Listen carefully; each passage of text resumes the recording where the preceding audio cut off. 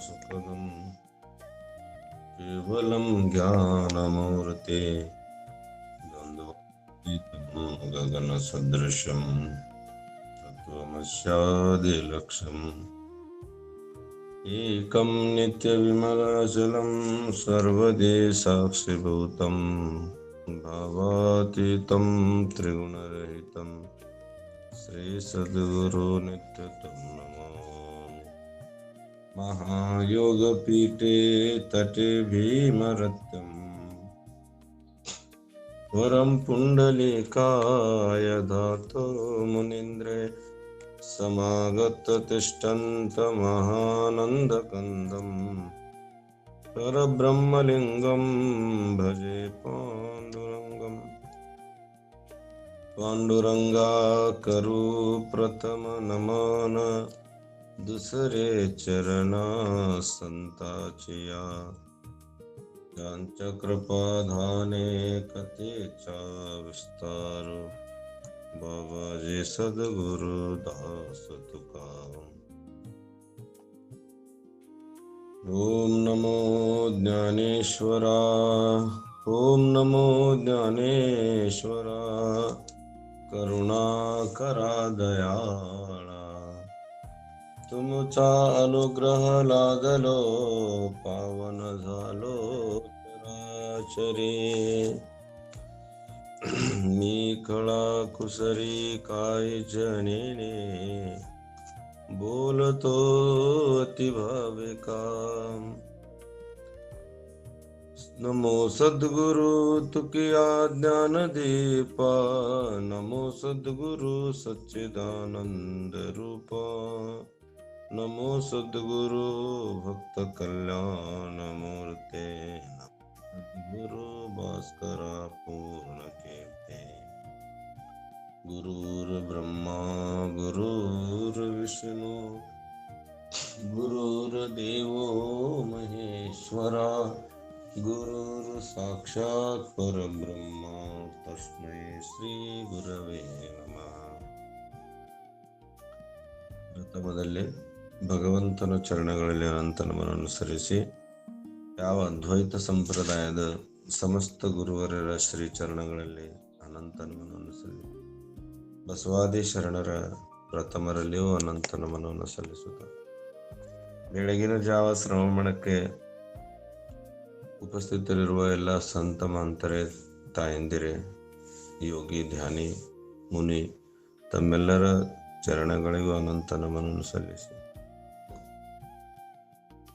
ಅದರ ಮೇಲೆ ನಮಗೆ ವಿಶ್ವಾಸ ಇರ್ಬೇಕು.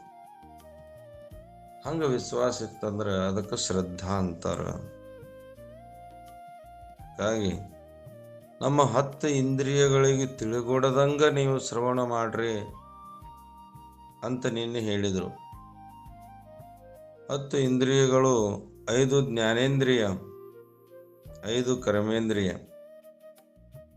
5 ಜ್ಞಾನೇಂದ್ರಿಯ ಅವಾಗ ತಿಳಿಗೊಳ್ಳಲಾರ್ದಂಗ ಹೆಂಗ ಮಕರಂದ ಹೀರ್ತದ ಕಮಲದ ಮೇಲೆ ಭ್ರಮರ, ಹಂಗ ಶಿವನ ಮಾಡ್ರಿ.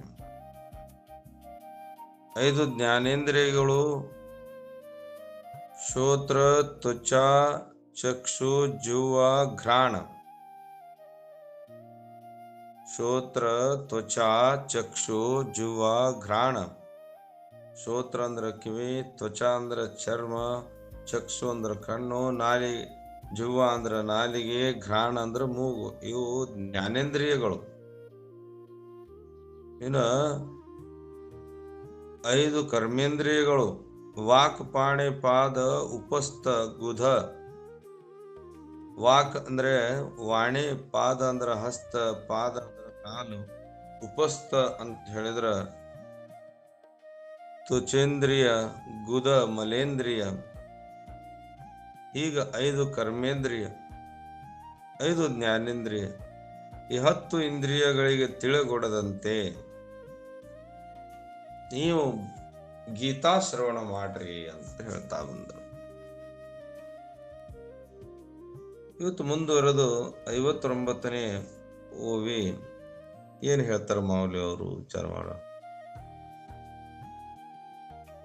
जैसे भ्रमर परागुनेती परी कमल दळे नेणती तैसे परी आहे सेवती ग्रंथी का आपुला ठावो न सांडिता आलिंगी जय चंद्र प्रकटता हा अनुराग भोगिता कुमुदिनी जाणे ऐसे निगंभीरपणे स्थिरावले नियंत करणे अथिला तोच जाणे मानो ये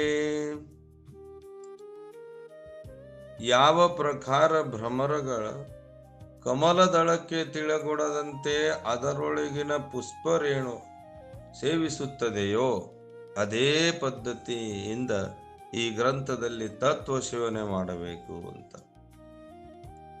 ಚಂದ್ರ ಪ್ರಕಾಶ ಬಿದ್ದು ಕೂಡಲೇ ಕಮಲವು ಅರಳಿ ತನ್ನ ಸ್ಥಳವನ್ನು ಬಿಡದೆ ಯಾವ ಪ್ರಕಾರ ಚಂದ್ರನನ್ನು ಪ್ರೀತಿಯಿಂದ ಆಲಿಂಗಿಸುವ ಸುಖವನ್ನು ಹೊಂದುತ್ತದೆಯೋ ಅದೇ ಪ್ರಕಾರ ಶಮಧಮಗಳಿಂದ ಯಾವ ಅಂತಾಂತಕರಣವು ಸ್ಥಿರವಾಗಿರುತ್ತದೆಯೋ ಆತನೇ ಈ ಕಥೆಗೆ ರಹಸ್ಯವನ್ನು ತಿಳಿಯುವನು ಎಂದು ತಿಳಿಯುತ್ತೇನೆ ಅಂತಾರೆ ಜ್ಞಾನೇಶ್ವರ. ಯಾರು ಈ ಕಥೆಯನ್ನ ಕೇಳ್ತಾರೆ ಅಂತ ಹೇಳಿದ್ರ ಅಂತಃಕರಣ ಶುದ್ಧ. ಅಂತಃಕರಣ ಅಂದ್ರೆ ಏನ್ರಿ? ಬಹಿರ್ಗರಣ ಅಂತ ಹೇಳಿದ್ರ ನಮಗ ಹೊರಗಡೆ ನೋಡುವುದು ಎರಡು, ಒಂದು ಕಣ್ಣು, ಎರಡನೇದು ಕಿವಿ. ಇವು ಬಹಿರ್ಗರಣ. ಕಣ್ಣು ನೋಡ್ತದ, ಕಿವಿ ಕೇಳ್ತದ. ಇನ್ನು ಅಂತಃಕರಣದೊಳಗೆ 4 ಅದಾವು: ಮನ, ಬುದ್ಧಿ, ಚಿತ್ತ, ಅಹಂಕಾರ. ಒಂದವಾಗಿರುವಂತ ಅಂತಃಕರಣ 4 ತರ ಕೆಲಸ ಮಾಡ್ತವ. ಮನ ಅಂದ್ರೆ ಯಾವುದ್ರಿ? ಮನ ಅಂತ ಹೇಳಿದ್ರೆ ನಿಶ್ಚಯ ಮಾಡೋದು. ನಿಶ್ಚಯ ಅಲ್ಲ. ಮನ ಅಂದ್ರೆ ಅನಿಶ್ಚಯ ಮಾಡ್ತದೆ, ಬುದ್ಧಿ ನಿಶ್ಚಯ ಮಾಡ್ತದೆ. ಮನಸ್ಸು ಏನು ಹೇಳ್ತದ ಅಂತ ಹೇಳಿದ್ರೆ ಸಂಕಲ್ಪ ವಿಕಲ್ಪ ಮಾಡುವಂಥದ್ದನ್ನು ಮನಸ್ಸು. ಅದನ್ನು ಮಾಡ್ಲಿಯೋ ಇದನ್ನು ಮಾಡ್ಲಿಯೋ ಅನ್ನೋದು ಮನ. ಕೇಳಬೇಕು ಕೇಳಬಾರದು ಅನ್ನೋದು ಮನಸ್ಸು. ಇನ್ನು ಬುದ್ಧಿ ಏನ್ ಮಾಡ್ತದ್ರಿ ಅಂತ ಹೇಳಿದ್ರೆ ನಿಶ್ಚಯ ಮಾಡ್ತದ. ಬುದ್ಧಿ ಏನ್ ಮಾಡ್ತದ? ನಿಶ್ಚಯ ಮಾಡ್ತದ. ಅದಕ್ಕೆ ಬುದ್ಧಿ ನಿಶ್ಚಯ ಮಾಡಿದವರೆಲ್ಲ ಇಲ್ಲಿ ಬೆಳಗಿನ ಜಾವ ತಾವು ಶ್ರವಣಕ್ಕೆ ಉಪಸ್ಥಿತರಿದ್ದೀರಿ. ಇನ್ನು ಎಷ್ಟೋ ಜನ ಮನಸ್ಸಿನ ಮಾತು ಕೇಳಿದವರೆಲ್ಲ ಅಲ್ಲೇ ಮಲ್ಕೊಂಡಾರ. ನಮ್ಮ ದಿನ ಬರೋರೊಳಗ ಇನ್ನು ಎಷ್ಟೋ ಜನ ಮಲಗೋರು ಎದ್ದಿಲ್ಲ. ಯಾಕೆ ಹೇಳಿ? ಅವ್ರಿಗೆ ಶ್ರವಣ ಮಾಡ್ಲಿಕ್ಕೆ ಯಾರು ಅಡ್ಡ ಬಂದಾರ ಅಂದ್ರೆ ಮನಸ್ಸು ಅಡ್ಡ ಬಂದದ. ಮನಸ್ಸು ಏನ್ ಹೇಳ್ತದ? ಬೆಳಗಿನ ಜಾವ ಎದ್ದ ತಕ್ಷಣ ಸಮಯ ನೋಡ್ತದ.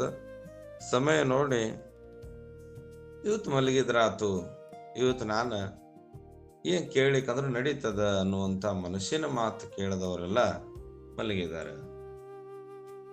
ನಾನು ರಾತ್ರಿ 12:30 1 ಗಂಟೆಗೆ ಕಾರ್ಯಕ್ರಮ ಮುಗಿಸಿ ಬಂದೇನೆ. ನನ್ನ ಮನಸ್ಸನ್ನು ಅನಿಸಿತ್ತು, ಇವತ್ತನ 7 ತನ ಮಲಗಿದ್ರೆ ಹೆಂಗಾದಿತ್ತು ಅಂತ. ಆದ್ರೆ ಇದಕ್ಕೆ ನಾವು ಜವಾಬ್ದಾರ ಅದೀವಲ್ಲ, ಆ ಜವಾಬ್ದಾರಿಯನ್ನ ಹೊತ್ಕೊಂಡಿದ್ದಕ್ಕರ ಕುತ್ಕೊಂಡು ಹೇಳಬೇಕು ಅನ್ನುವಂಥ ವಿಚಾರ ನಮಗದ. ಇನ್ನು ಕೇಳೋನ್ ಸ್ವತಂತ್ರನು. ಕೇಳವನ್ ಹೆಂಗನ್ರಿ? ಸ್ವತಂತ್ರನು. ಅವನ ಮನಸ್ಸು ಬಂದಾಗ ಬರ್ತಾನ, ಮನಸ್ಸು ಬಂದಾಗ ಕೇಳ್ತಾನ. ಹಂಗ ಈ ಗ್ರಂಥಕ್ಕೆ ಅಧಿಕಾರಿ ಅಲ್ಲ. ನಾವು ಗ್ರಂಥ ಪ್ರಾರಂಭ ಮಾಡಿದಾಗ ಒಂದು ನೇಮ ಹಾಕಿದ್ದೆವು. ಪ್ರತಿಯೊಬ್ಬರು ಒಂದು ಓವಿ ಬಾಯ್ಪಟ್ಟು ಮಾಡ್ರಿ, ಆ ಓವಿಯನ್ನ ಹೇಳ್ರಿ, ಬಾಯಟ್ ಮಾಡೋದೇನೋ ಸುಮ್ಮ ಓದಾಕರ ಕಲ್ಕೊಳ್ರಿ ಅಂತ ಹೇಳ್ದೆವು. ಎಷ್ಟು ಜನ ಮಾಡ್ತಾ ಇದ್ದೀರಿ? ಸುಮ್ಮ ಒಂದು ಓವಿ ಓದಾಕ ಆಗ್ತಾ ಇಲ್ಲ ನಮಗ್. ಒಂದು ಓವಿ ಅದಕ್ಕ ನಮಗ್ ಮನಸ್ಸಿಲ್ಲ ಅಂತ ಇದರ ಅರ್ಥ. ಈ ಮನಸ್ಸು ಇರ್ಲಾರ್ದವ್ರು ಪ್ರವಚನ ಕೇಳಾಕ, ಈ ಗೀತಾ ಕೇಳಾಕ, ಜ್ಞಾನೇಶ್ವರಿ ಕೇಳಾಕ ಅಧಿಕಾರ ಇಲ್ಲ ಅಂತಾರ. ಹೆಂಗ್ ಕೇಳ್ಬೇಕ್ರಿ? ಅಂತಃಕರಣ ಶುದ್ಧಾಂತಕರಣ ಇರಬೇಕು. ಶಮ ಧಮ, ಶಮ ಮನಸ್ಸಿನ ವಾಸನೆಗಳನ್ನ ತ್ಯಾಗ ಮಾಡಿ, ಧಮ 10 ಇಂದ್ರಿಯಗಳು, ಆಗ್ಲೇ 10 ಇಂದ್ರಿಯಗಳು ಹೇಳಿದೆವು ನಾವು, 10 ಇಂದ್ರಿಯಗಳನ್ನು ಧಮನ ಮಾಡಿ ಶುದ್ಧಾಂತಕರಣ. ನಮ್ಮ ಅಂತಃಕರಣ ಅಂದ್ರ ಮನ ಬುದ್ಧಿ. ಮನಸ್ಸು ಹೇಳ್ತದ, ಮನಸ್ಸಿನ ವಿಕಾರ ಏನಂತ ಹೇಳಿದ್ರ ಇವತ್ತು ಬೇಡ ನಾಳೆ ಕೇಳಕ್ ಹತ್ತಿ ಅಂತ ಮನಸ್ಸು ಹೇಳ್ತದ. ಇಲ್ಲ ಕೇಳೋ ಬ್ಯಾಡ್ಲೋ, ಯಾಕೆ ಕೇಳೋದು, ಬಿಟ್ರೆ ನಡೀತದಲ್ಲ ಅನ್ನೋದು ಮನಸ್ಸು ಹೇಳ್ತದ. ಇದು ಮನಸ್ಸಿನ ವಿಕಾರ. ಇನ್ನು ಬುದ್ಧಿ ಹೇಳ್ತದ, ಇಲ್ಲ ಅದೇನು ಜ್ಞಾನೇಶ್ವರಿ ಕೇಳ್ಬೇಕಂತ ನೇಮ ಹಾಕಿದೆಯಲ್ಲ, ಕೇಳು, ಅದರಿಂದ ನಿನ್ನ ಜೀವನ ಉದ್ಧಾರ ಆಗ್ತದಂತ ಹೇಳೋದು ಯಾವುದು ಅಂದ್ರೆ ಮನಸ್ಸು, ಬುದ್ಧಿ. ಅದಕ್ಕೆ ನಾವು ಬುದ್ಧಿ ಕೈಯಾಗ ಮನಸ್ಸು ಕೊಟ್ಟಿಲ್ಲ, ಮನುಷ್ಯನ ಕೈಯಾಗ ಬುದ್ಧಿ ಕೊಟ್ಟಿವಿ. ನೋಡ್ರಿ, ನಾವು ಮನುಷ್ಯನ ಕೈಯಾಗ ಬುದ್ಧಿ ಕೊಟ್ಟವ್ರೆಲ್ಲ ಹೆಂಗ್ ಮಾಡ್ತೀವಿ ಅಂದ್ರೆ ನಮ್ಮ ಮನಸ್ಸು ಬಂದ ಪ್ರವಚನ ಕೇಳ್ತೀವಿ. ದಿನಂಪ್ರತಿ ನಾವು ಉದ್ಧಾರ ಆಗಬೇಕಂತ ಕೇಳೋದು ಬೇರೆ ಶ್ರದ್ಧೆಯಿಂದ, ಇನ್ನ ಯಾವಾಗ ಮನಸ್ಸು ಬರ್ತದ ಅವಾಗ ಕೇಳೋದು ಬೇರೆ. ಹಿಂಗ ಮಾಡಿದ್ರ ನಮಗೆ ಯಾವಾಗಲೂ ಅಂತಃಕರಣ ಶುದ್ಧ ಆಗೋದಿಲ್ಲ. ಅಂತಃಕರಣ ಅಂತ ಶಬ್ದ ಬಂದದ. ನಿನ್ನೆ ಇಂದ್ರಿಯ, ಇವತ್ತು ಅಂತಃಕರಣ. ತಾವು ಒಂದೊಂದು ವಿಷಯಗಳನ್ನ ನೆನಪಿಟ್ಟುಕೋಬೇಕು. ಅವು ನೆನಪಿಟ್ಟುಕೊಂಡ್ರೆ ತಮಗ ಮಾತಾಡ್ಲಿಕ್ಕೆ ಅನುಕೂಲ ಆಗ್ತದ. ಅದಕ್ಕೆ ಇವತ್ತು ಅಂತಃಕರಣದೊಳಗ ಮೊದಲನೇದು ಮನ, ಬುದ್ಧಿ, ಚಿತ್ತ, ಅಹಂಕಾರ. ಇವು ಸ್ವಚ್ಛ ಇಟ್ಟುಕೊಂಡು ಕೇಳ್ರಿ ಅಂತ ಹೇಳಾಕತ್ತಾರ. ಮೊದಲನೇದೇನ್ರಿ? ಮನಸ್ಸಂದ್ರ ಸಂಕಲ್ಪ ವಿಕಲ್ಪ ಮಾಡುವಂತ ವೃತ್ತಿಗೆ ಮನಸ್ಸಂತರ. ಎರಡನೇದು ಬುದ್ಧಿ, ನಿರ್ಧಾರ ಮಾಡೋದು. ಇದನ್ನ ನಾನು ಮಾಡೇ ಮಾಡ್ತೀನಿ ಅನ್ನುವಂತ ನಿರ್ಧಾರ ಮಾಡೋದು ಬುದ್ಧಿ. ಬುದ್ಧಿ ಕೆಲಸ ಏನ್ರಿ? ನಿರ್ಧಾರ ಮಾಡ್ತದ. ಇದನ್ನ ಮಾಡೇ ಮಾಡ್ತೀನಿ ಅಂದವ್ರ ಮಾತ್ರ ಆನಂದ ಪಡ್ಲಿಕ್ಕೆ ತಾವೆಲ್ಲರೂ ಬಂದಿರಿ. ಇದು ಬುದ್ಧಿ. ಇನ್ನು ಮೂರನೇದು ಚಿತ್ತ. ಚಿತ್ತ ಅಂತ ಹೇಳಿದ್ರೆ ಅನಂತ ಜನ್ಮದಲ್ಲಿ ನಾವು ಮಾಡಿರುವಂತ ಒಳ್ಳೆಯ ಕೆಟ್ಟ ಕೆಲಸಗಳು, ನಾವು ಅನಂತ ಜನ್ಮದಲ್ಲಿ ಮಾಡಿರುವಂತ ಪಾಪ ಪುಣ್ಯದ ಸಂಗ್ರಹದ ಡಬ್ಬಿಗೆ ಚಿತ್ತ ಅಂತಾರೆ. ಆ ಚಿತ್ತದೊಳಗ ಅನಂತ ಜನ್ಮದ ಸಂಸ್ಕಾರ ಅದ. ಒಳ್ಳೆದು ಕೆಟ್ಟದ್ದು ತುಂಬಿರುವಂತ ಈ ಚಿತ್ತ ಇವು ಸೂಕ್ಷ್ಮವಾಗಿ ಏನ್ ಮಾಡ್ತಾವ ಅಂತ ಹೇಳಿದ್ರ, ಇವು ನಮ್ಮನ್ನು ಕೇಳಿಸ್ಕೊಡುದಿಲ್ಲ. ಚಿತ್ತ ಇಲ್ಲಿ ಮಲದೋಷ, ಆವರಣ ದೋಷ, ವಿಕ್ಷೇಪ ದೋಷ, 3 ದೋಷಗಳು ಬರ್ತವೆ. ಇಲ್ಲಿ ಮಲದೋಷ ಅಂತ ಹೇಳಿದ್ರ ಅನಂತ ಜನ್ಮದ ಅಜ್ಞಾನ, ಅನಂತ ಜನ್ಮದಲ್ಲಿ ಅಜ್ಞಾನದ ಅಜ್ಞಾನದ ಜೊತೆಗಿದ್ದವ್ರು ನಾವು. ಆ ಅಜ್ಞಾನ ಜೊತೆ ಇರೋದ್ರಿಂದ ನಮ್ಮ ಜ್ಞಾನದ ಕಡೆ ಮುಖ ಮಾಡಕ್ ಆಗ್ತಾ ಇಲ್ಲ. ಅದಕ್ಕೆ ಆ ಚಿತ್ತದೊಳಗ ಪುಣ್ಯನೂ ಅದ, ಪಾಪನೂ ಅದ. ಅನಂತ ಜನ್ಮದೊಳಗ ಸಂಸ್ಕಾರ ಅದ. ಅಂತ ಸಂಸ್ಕಾರ ಅಂತಃಕರಣದೊಳಗ ಇವು 4 ತರಹದ ವಿಚಾರಗಳು. ಚಿತ್ತ ಅಂತ ಹೇಳಿದ್ರ ಅದು ಅಜ್ಞಾನದ ಆಶ್ರಯದೊಳಗಿರ್ತದ. ಚಿತ್ತ ಹಿಂಗಿರ್ತದ್ರಿ. ಅದಕ್ಕೆ ಆಶ್ರಯ ಯಾರು ಅಂದ್ರೆ ಅಜ್ಞಾನ. ಯಾವಾಗ ಜ್ಞಾನ ಆಗ್ತದ, ಚಿತ್ತನೂ ನಷ್ಟ ಆಗ್ತದ. ಚಿತ್ತದೊಳಗ ಏನಾವಲ್ಲ ಅಂತ ಚಿತ್ತ ಏನು ತುಂಬಿಕೊಂಡದ ಅಂದ್ರೆ ಅನಂತ ಜನ್ಮದಲ್ಲಿ ನಾವು ಮಾಡಿರುವಂತ ವಿಚಿತ್ರ ಕೆಲಸಗಳು ಅವು ಚಿತ್ತದೊಳಗದ. ಅದಕ್ಕೆ ಮನ, ಬುದ್ಧಿ, ಚಿತ್ತ. ಈ ಬುದ್ಧಿ ನಂತರ ಬರುವಂತ ಚಿತ್ತದಲ್ಲಿ ಏನು ಅನಂತ ಸಂಸ್ಕಾರ ಅದಾವು, ಅವು ಹೆಂಗಂಗ ಅದಾವಲ್ಲ ಹಂಗಂಗ ವರ್ತನೆ ಮಾಡೋದು ಅಹಂಕಾರ. ನೋಡ್ರಿ, ಆ ಚಿತ್ತದೊಳಗೆ ಏನ ಅದ ಅದರ ಹಂಗ ವರ್ತನೆ ಮಾಡ್ತದ. ಅಹಂಕಾರ ನನ್ನಂತ ಜ್ಞಾನಿ ಇಲ್ಲ, ನನ್ನಂಗ ಯಾರು ಅಭ್ಯಾಸ ಮಾಡಿಲ್ಲ, ನನ್ನಟ್ ಶ್ರೀಮಂತ ಯಾರಿಲ್ಲ, ನನ್ನಟ ಒಳ್ಳೆ ಮನುಷ್ಯ ಯಾರಾನ, ನನ್ನಟ ಸತ್ಯವಂತ ಯಾರಾನ. ಹಿಂಗ ಇಲ್ಲಿ ಅನಂತ ವಿಷಯಗಳು ಚಿತ್ತದೊಳಗಿರುವಂತ ವಿಷಯಗಳಿಗೆ ತಗೊಂಡು ಇದು ಅಭಿನಿವೇಶ ಮಾಡ್ತದ. ಇಲ್ಲ, ಇದು ಅದರ ಮೇಲೆ ಏನ್ ಹೇಳ್ತದ, ನನ್ನಂಗೆ ಯಾರು ಇಲ್ಲ ಅನ್ನುವಂತ ವಿಚಾರ ಮಾಡ್ತದಲ್ಲ, ಇದು ಯಾವುದು ಅಂದ್ರ ಅಹಂಕಾರ. ಅದಕ್ಕೆ ಮನ, ಬುದ್ಧಿ, ಚಿತ್ತ, ಅಹಂಕಾರ ಈ ನಾಲ್ಕನ್ನ ನಾವು ಅಂತಃಕರಣ ಅಂತ ಕರಿತೀವಿ. ಏನ್ರಿ? ಅಂತಃಕರಣ. ಈ ಅಂತಃಕರಣದ ಶುದ್ಧಾಂತಕರಣ ಹೆಂಗ ಆಗ್ತದ್ರಿ ಅಂದ್ರ ಶ್ರವಣದಿಂದ ಆಗ್ತದ. ಈ ಶ್ರವಣದೊಳಗ ನಮ್ಮಲ್ಲಿ ಅಂತಃಕರಣದೊಳಗ ಏನಿರ್ತದ್ರಿ ಅಂದ್ರ ಅದು ಜಡ ಅದ, ಅದು ಅಜ್ಞಾನ ಅದ. ಅದಕ್ಕಾಗಿ ಆ ವೃತ್ತಿ ಏನಾಗಿರ್ತದ ಅಂತ ಹೇಳಿದ್ರ ಅಂತಃಕರಣ ಅದು ಜ್ಞಾನ ರೂಪ ಆಗ್ಯದ ಖರೆ, ಆದ್ರ ಅವಿದ್ಯಾ ಪರಿಣಾಮದಿಂದ ಅದು ತಿಳಿಗೊಡುವುದಿಲ್ಲ. ಏನೆಲ್ಲ ಜಗತ್ತಿನಲ್ಲಿ ತೋರುವುದೆಲ್ಲ ಮಾಯಾ ಮತ್ತು ಅವಿದ್ಯಾದ ಖರೆ, ನಮ್ಮನ್ನ ಅದೇ ಆನಂದ ಕೊಡ್ತದ ಅಂತಃಕರಣ. ಅಂತಃಕರಣ ವೃತ್ತಿಯ ಲಕ್ಷಣ ಅಂತಃಕರಣದೊಳಗೆ ಏನದ, ಅದರದ ಜ್ಞಾನ ರೂಪನೇ ಅದ, ಅವಿದ್ಯಾ ಪರಿಣಾಮದಿಂದ ತಿಳಿಗೊಡುತ್ತಿಲ್ಲ, ತಿಳಿಯಕ್ ಬಿಡಲ್ಲದು. ಅವಿದ್ಯಾ ನಮ್ಮನ್ನು ಹಿಂಗ ಮಾಡಿರ್ತದಲ್ಲ, ಈ ಮನ, ಬುದ್ಧಿ, ಚಿತ್ತ, ಅಹಂಕಾರ ಸ್ವರೂಪ ಬಿಟ್ಟು ನಾವು ಈಗ ಹೆಂಗಿರ್ಬೇಕ್ರಿ? ಮೊದಲು ಹಾಲಿತ್ತಲ್ಲ, ಹೆಂಗ್ರಿ ಅಂತಃಕರಣ ಶುದ್ಧ ಮಾಡೋದು ಅಂತ ತಾವ್ ಹೇಳ್ತೇನೆ.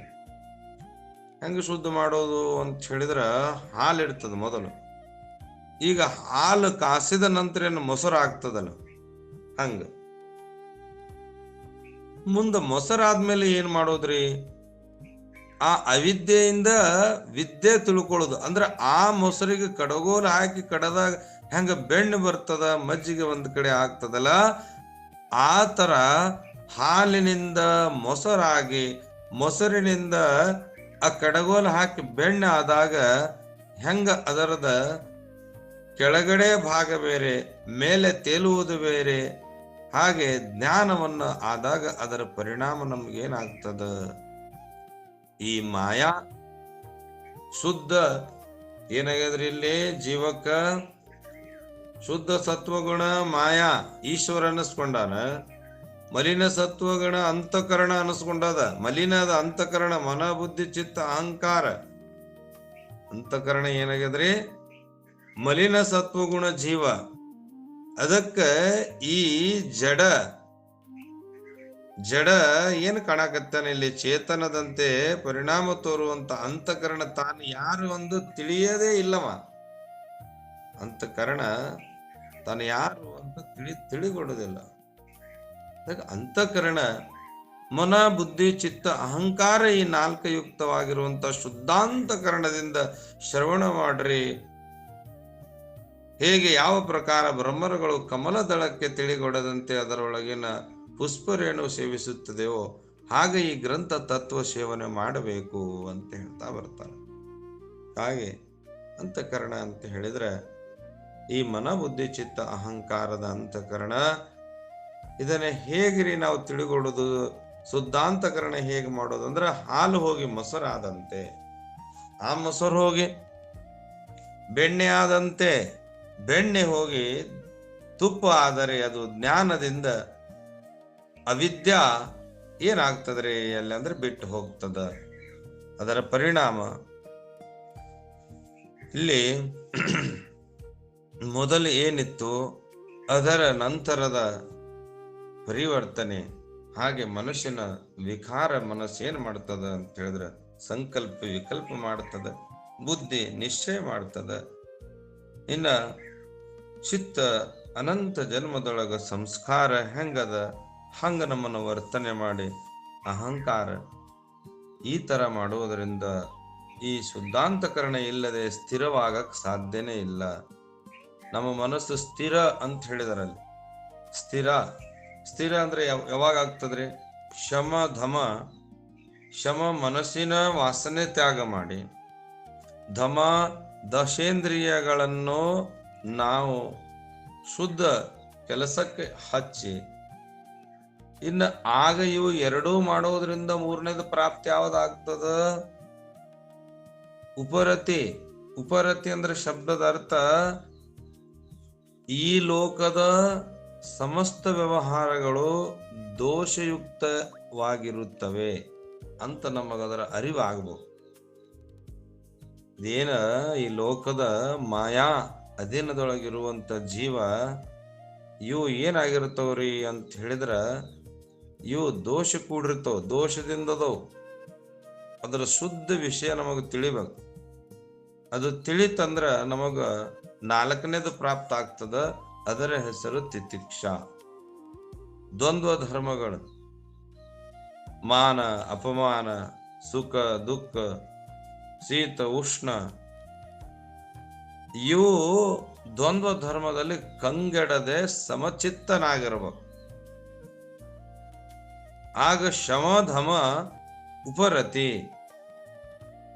ತಿತಿಕ್ಷಾ, ಈ ತಿತಿಕ್ಷಾ ಅಂತಂದ್ರ ತದನಂತರ ಮನುಷ್ಯನ ಮನಸ್ಸು ಶ್ರದ್ಧಾ ವಾನ ಲಭತೆ ಜ್ಞಾನಂ ತತ್ಪರಂ ಸಂಯತೇಂದ್ರಿಯ.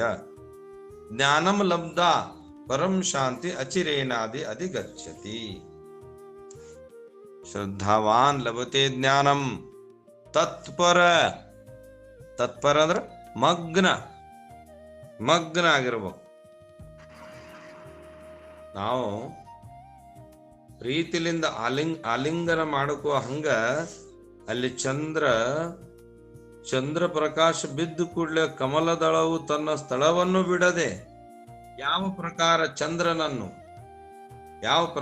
ಚಂದ್ರನನ್ನು ಪ್ರೀತಿಯಿಂದ ಆಲಂಗಿಸುವ ಸುಖವನ್ನು ಹೊಂದುತ್ತದೆಯೋ ಅದೇ ಪ್ರಕಾರ ಶಮಧಮಗಳಿಂದ ಯಾವ ಅಂತಃಕರಣ ಸ್ಥಿರವಾಗಿದೆಯೋ ಆತನೇ ಈ ಕತೆ ಕೇಳಲು, ಈ ಕಥೆಯ ರಹಸ್ಯ ತಿಳಿಯಲು ಯೋಗ್ಯನು ಎಂದು ನಾನು ತಿಳಿಯುತ್ತೇನೆ ಅಂತ ಜ್ಞಾನೇಶ್ವರರು ಹೇಳ್ತಾರೆ. ಶಮಧಮ ನೋಡ್ರಿ, ಶ್ರದ್ಧಾ. ಯಾವಾಗ ಮನುಷ್ಯನಲ್ಲಿ ಶ್ರದ್ಧಾ ಬರ್ತದ? ತಿತಿಕ್ಷಾ ನಂತರ ಶ್ರದ್ಧೆಯ ತದನಂತರನೇ ಸಮಾಧಾನ. ಆಗ ಸಮಾಧಾನದಿಂದ ಏಕಾಗ್ರ. ಈ ಏಕಾಗ್ರತೆ ಇದ್ದಾಗ ಮನಸ್ಸು ಸ್ಥಿರವಾಗಿರ್ಬೇಕು. ಈ ತರ ಮನಸ್ಸನ್ನು ಸ್ಥಿರ ಆತಂದ್ರ ಆಗ ನಮಗ ಈ ಆತ್ಮಜ್ಞಾನ ತಿಳಿತದ. ಯಾಕಂದ್ರ ರಾಡಿ ನೀರಲ್ಲಿ ಮುಖ ಕಾಣಲ್ರಿ. ಗೌತಮ್ ಬುದ್ಧರು ತನ್ನ ಶಿಷ್ಯನ ಜೊತೆಗೆ ಹೊರಟಿರುವಂತ ಸಮಯದೊಳಗ ಗೌತಮರು ಕುಡಿಯಾಕ ನೀರು ತಗೊಂಬಾರೋ ತಮ್ಮ ಅಂತ ಕಳಿಸಿದ್ರು. ಆಗ ಗುರುಗಳು ಏನೋ ಇಲ್ಲಿ ಕೂತಿದ್ರು. ಶಿಷ್ಯ ಹೋಗಿ ನೋಡ್ತಾನ ಹಳದಾಗ ಇನ್ನೇನು ನೀರು ತುಂಬಬೇಕು ಅನ್ನೋದ್ರೊಳಗ ಅಲ್ಲಿ ಎತ್ತಿನ ಬಂಡಿ ಇದ್ವು. ಅವಾಗ ಎತ್ತಿನ ಬಂಡಿ ಹೋಗಿತ್ತು. ಎತ್ತುಗಳು ಕಾಲಾಗ ಮತ್ತು ಬಂಡಿ ಹೋಗಿದ್ರಿಂದ ನೀರು ಕೆಸರಾತಲ್ಲ. ಆತ ಒಂದ್ ಹೊತ್ತು ಅಲ್ಲಿ ನಿಂತ್ಕೊಂಡು ಕೆಸರಾಗಿತ್ತು. ನೀರು ಹೊಳ್ಳೆ ಬಂದು ಗುರುಗಳಿಗೆ ಹೇಳ್ದ, ಗುರುದೇವ ನೀರು ಕೆಸರಾಗ್ಯದ. ಹೌದಾ? ಕೂಡಪ್ಪ ಇಲ್ಲಿ ಕೂಡು. ಒಂದ್ ಸ್ವಲ್ಪ ಇಲ್ಲಿ ತಾನು ಕೂಡು ಅಂತ ಕೂಡಿಸಿದ್ರು. ಕುತ್ಕೊಂಡು ಹೋಗಿ ನೋಡ್ತಾನ ಹಳದಾಗ ಮತ್ತ ನೀರು ಕೆಸರಿತ್ತು. ಅಲ್ಲೇ ಕುತ್ಕೊಂಡ 1 ಗಂಟೆ ಕುತ್ಕೊಂಡ. 1.5 ಗಂಟೆ ಕೂತ. 2 ಗಂಟೆ ಕುತ್ಕೊಂಡಾಗ ನೀರು ತಿಳಿ ಆತು. ಯಾವಾಗ ನೀರು ತಿಳಿ ಆತು, ನೀರನ್ನು ತುಂಬಿಕೊಂಡು ತಂದು ಗುರುಗಳಿಗೆ ಕೊಟ್ರು. ಗುರುಗಳು ಕುಡಿದು ಬಹಳ ಆನಂದ ಪಟ್ಟು ಹೇಳ್ತಾರ ಗುರುಗಳು, ಏನು ಅದ್ಭುತ ಸಾಧನೆ ಮಾಡಿಯಪ್ಪ ಅಂದ್ರು. ನಾನೇನು ಮಾಡಿಲ್ರಪ್ಪ ಅಂದ್ರು ಅವ್ರು. ನಾನೇನು ಮಾಡಿಲ್ಲಪ್ಪ, ತಾನೇ ನೀರು ತಿಳಿಯಾತು. ಹಾ ಹೌದ್ರಪ್ಪ, ತಾನೇ ತಿಳಿಯಾತು. ಆದ್ರೂ ನೀನು ಅದ್ಭುತ ಸಾಧನೆ ಮಾಡಿ ಅಂದ್ರು. ನಾನೇನು ಮಾಡೀನಪ್ಪ ಅಂದ್ರು. ನೀನೇನೂ ಮಾಡಿಲ್ಲ. ಆ ನೀರು ತಿಳಿಯಾಗುತ್ತನ ಗಪ್ಪ ಕುತ್ಕೊಂಡೆಲ್ಲ, ಸುಮ್ಮನೆ ಕೂತಲ್ಲ. ಆ ಕೂತಿರುವುದೇ ತಪಸ್ಯ. ಯಾವಾಗ ಮನುಷ್ಯನೊಳಗ ವಿಕಾರಗಳೇನು ಇರ್ತಾವಲ್ಲ, ಆ ವಿಕಾರಗಳು ಅಂತಃಕರಣ ಶುದ್ಧ ಆಗಬೇಕಂದ್ರ ನಾವು ಏನಾಗಬೇಕು ಅಂದ್ರ ಏಕಾಗ್ರ ಸ್ಥಿತವಾಗಿ ಸ್ಥಿರ ಕೂತಿರ್ಬೇಕು. ಸ್ಥಿರವಾಗಿ ಕೂತಾಗ ಮಾತ್ರ ನಿಮ್ಮ ಆತ್ಮಜ್ಞಾನ ತಿಳಿತದ. ಹಂಗ ಶುದ್ಧ ನೀರಿನೊಳಗ ಮುಖ ಕಾಣೋ ಹಾಗೆ ಇಲ್ಲಿ ಸ್ಥಿರವಾಗಿ ಕೂತಾಗ ಈ ದೇಹಾತ್ಮಕ ಬುದ್ಧಿ ಬಿಟ್ಟು ಆ ಆತ್ಮ ಸ್ವರೂಪ ಜ್ಞಾನ ಪ್ರಕಟ ಆಗ್ತದೆ. ಅದಕ್ಕೆ ಸುಮ್ಮನೆ ಕೂಡ್ಬೇಕು, ಸುಮ್ಮನೆ ಹೀಗೆ ಕೂಡ್ಬೇಕು. ಸುಮ್ಮನೆ ಕೂಡುವುದರಿಂದ ನಮ್ಮ ಮನ ಬುದ್ಧಿ ಚಿತ್ತ ಅಹಂಕಾರಗಳು ಏಕಾಕಾರವಾಗಿ ಜ್ಞಾನಕ್ಕೆ ಈ ಮಂಸಮಯ ಶರೀರ ಮಂತ್ರಮಯ ಆಗಕ್ಕ ತನ್ನಿಂದ ತಾನೇ ವಾಡಲೆ ಅಂತರಿ ಪ್ರೇಮ ಸುಖ ಡವರವಲೆ ಕಾಯ್ ಕೃಪೇಚೆ ಓರಸೆ ನವ ಅನಾರಿಸೆ ಉದ್ಧರಲು. ಏನು ಸಂತರ ಮಹಿಮೆ ನಾನೇನಂತ ಹೇಳಲಿ? ನನ್ನ ಶರೀರ ಒಳಗಿಂದ ಒಳಗ ಏನಾಗ್ಯದಪ್ಪ ಅಂತ ಹೇಳಿದ್ರ ಅದು ಸ್ಥಿರ ಆಗುತ್ತಾ ಒಳಗಿಂದ ಒಳಗ ಸುಖ ಪಡಾಕತ್ತದ ಅಂತ ಜ್ಞಾನ ತುಕುಬರಾಯರ್ ಹೇಳ್ತಾರೆ. ಹಂಗ ಈ ನಮ್ಮ ಶರೀರ ಹೆಂಗ ಆಗಬೇಕು ಅಂತ ಹೇಳಿದ್ರ ಶುದ್ಧಾಂತಕರಣ 10 ಇಂದ್ರಿಯಗಳು ತಿಳಗೊಡದಂತೆ ಹೇಗೆ ಈ ಗ್ರಂಥದೊಳಗೆ 3 ದೃಷ್ಟಾಂತವನ್ನು ಕೊಡ್ತಾರೆ. ಅಲ್ಲಿ ಕಮಲದ ಮೇಲೆ ಇರುವಂತ ಭ್ರಮರ, ಚಂದ್ರ ಉದಯ ಆದ ತಕ್ಷಣ ಕಮಲದ ದಳ ಚಂದ್ರನನ್ನ ಆಲಿಂಗನ, ಹಾಗೆ ನಮ್ಮ ಮನ ಬುದ್ಧಿ ಚಿತ್ತ ಅಹಂಕಾರ ಯುಕ್ತ ಅಂತಃಕರಣ ಶಮ ಧಮ ಇವು ಎಲ್ಲವನ್ನು ನಾವು ಹೆಂಗಿರ್ಬೇಕು ಅಂದ್ರೆ ಶ್ರವಣಕ್ಕೆ ಯೋಗ್ಯ ಮಾಡಿರ್ಬೇಕು. ನೋಡ್ರಿ, ಶಬ್ದಗಳನ್ನ ತಿಳ್ಕೊಳ್ಳುವಂತ ಹವ್ಯಾಸ ನಮಗಿಲ್ಲ. ಬರಬೇಕು ದಿನಂಪ್ರತಿ ಶ್ರವಣ ಮಾಡೋದ್ರಿಂದ ಶಮ ಅಂದ್ರೇನು, ಧಮ ಅಂದ್ರೇನು, ಉಪರತಿ, ತಿತಿಕ್ಷಾ, ಶ್ರದ್ಧಾ, ಸಮಾಧಾನ, ಹೀಗೆ ಸಮಾಧಾನ ಕುತ್ಕೊಂಡಾಗ ಹೆಂಗ ನೀರು ತಿಳಿಯಾತು ಹಂಗ ನಮ್ಮ ಜೀವನದೊಳಗೆ ಸುಖ ಸಿಗಬೇಕಾಗಿತ್ತಂದ್ರೆ ನಾವು ಏನು ಮಾಡಬೇಕು ಅಂದ್ರೆ ಗದ್ದಲೆ ಬಸ್ಬಾರದು, ಸಮಾಧಾನ ಇರ್ಬೇಕು, ಸಮಾಧಾನ ಆಗಿರ್ಬೇಕು. ವೆನಿಜುವೆಲಾ ಭೂಕಂಪ ಆತು, ಇನ್ನೇನು ಹೊರಗೆ ಹಾಲು ತರಕ್ ಹೋಗ್ಯಾರ, ಅವತ್ತು ರಜೆ ಅಂತಂತ ಮನಿ ಒಳಗೆ ಜನ 30 ಸೆಕೆಂಡಿನೊಳಗ ಸುಮಾರು ಜನ ಸತ್ತು ಹೋದ್ರು. ಎಷ್ಟೋ ಜನ ಹೊರಗಿನವ್ರು ಹೊರಗೆ ಉಳಿದ್ರು, ಒಳಗಿನವ್ರು ಒಳಗೆ ಉಳಿದ್ರು. ಹಂಗ ಇದು ಜೀವನ ಹುಟ್ಟಿದಾಗ ಅನಿಶ್ಚಿತವಾಗಿ ಹುಟ್ಟ್ಯದ, ಮತ್ತು ಹೋಗುವುದು ನಿಶ್ಚಿತ ಅದ. ಯಾವಾಗ ಕರ್ಕೋತಾನ ಅನ್ನೋದು ಫಿಕ್ಸ್ ಇಲ್ಲ, ಆದ್ರೆ ಒಟ್ಟಿನ ಮೇಲೆ ಹೋಗೋದು ಮಾತ್ರ ಗ್ಯಾರಂಟಿ ಅದ. ಆ ಹೋಗೋದ್ರೊಳಗ ಈ ಮನ ಬುದ್ಧಿ ಚಿತ್ತ ಅಹಂಕಾರ ಮಲಿನ ಅಂತಃಕರಣ ಏನದ ಅದನ್ನು ಶುದ್ಧ ಮಾಡ್ಲಿಕ್ಕೆ ನಾವು ಶ್ರವಣಕ್ಕೆ ತಯಾರಾಗಬೇಕಾಗಿತ್ತಂದ್ರ ನಮ್ಮಲ್ಲಿ ಶ್ರದ್ಧೆ ಇರಬೇಕಾಗ್ತದ. ಶಮ ಅಂತ ಮನಸ್ಸಿನ ವಿಕಾರ ತ್ಯಾಗ ಮಾಡಿ, ಧಮ ಈ 10 ಇಂದ್ರಿಯಗಳು. 10 ಇಂದ್ರಿಯಗಳು ಯಾವ್ರಿ? ನಾಳೆ ಕೇಳ್ತೀನಿ ನಾನು. 10 ಇಂದ್ರಿಯ ಹೇಳಕ್ ಬರ್ಬೇಕು. 10 ಇಂದ್ರಿಯ, 5 ಜ್ಞಾನೇಂದ್ರಿಯ: ಶ್ರೋತ್ರ, ತ್ವಚ, ಚಕ್ಷು, ಘ್ರಾಣ. ಶ್ರೋತ್ರ ಅಂದ್ರೆ ಕಿವಿ, ತ್ವಚ ಅಂದ್ರೆ ಚರ್ಮ, ಚಕ್ಷು ಅಂದ್ರೆ ಕಣ್ಣು, ಜುವ್ವ ಅಂದ್ರೆ ನಾಲಿಗೆ, ಘ್ರಾಣ ಅಂದ್ರೆ ಮೂಗು. ವಾಕ್ ಪಾಣಿ ಪಾದ ಉಪಸ್ಥ ಗುದ. ವಾಕ್ ಪಾಣಿ ಪಾದ ಉಪಸ್ಥ ಗುದ. ವಾಕ್ ಅಂದ್ರೆ ವಾಣಿ, ಪಾಣಿ ಅಂದ್ರೆ ಹಸ್ತ, ಪಾದ ಅಂದ್ರೆ ಕಾಲು, ಉಪಸ್ಥ ಅಂದ್ರ ಮೂತೇಂದ್ರಿಯ, ಗುದ ಅಂದ್ರ ಮಲೇಂದ್ರಿಯ. ಹೀಗೆ 10 ಇಂದ್ರಿಯಗಳು, ಇವುಗಳನ್ನ ಧಮನ ಮಾಡಿ ಮನಸ್ಸಿನ ವಿಕಾರ ತ್ಯಾಗ ಮಾಡಿ ತಾವು ಶ್ರವಣಕ್ಕೆ ಯಾರು ಕೂಡ್ತಿರಲ್ಲ ಅವರು ಯೋಗ್ಯರು ಅಂತ ಹೇಳಿ ನಾನು ತಿಳಿತೀನಿ ಅಂತ ಜ್ಞಾನೇಶ್ವರ ಮೌಲ್ಯ ಅವರು ತಮ್ಮದೇ ವಿಚಾರವನ್ನು ಮಂಡನೆ ಮಾಡ್ತಾ ಇದ್ದಾರೆ.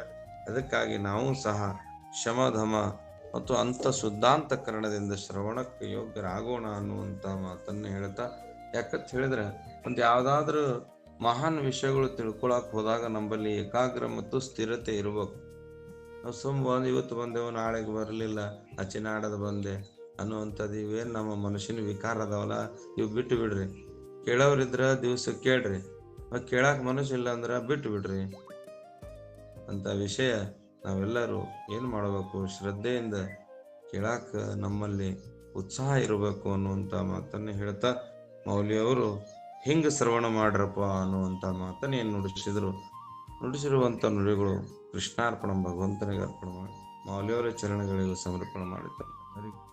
ಶರಣು ಶರಣಾರ್ಥಿ.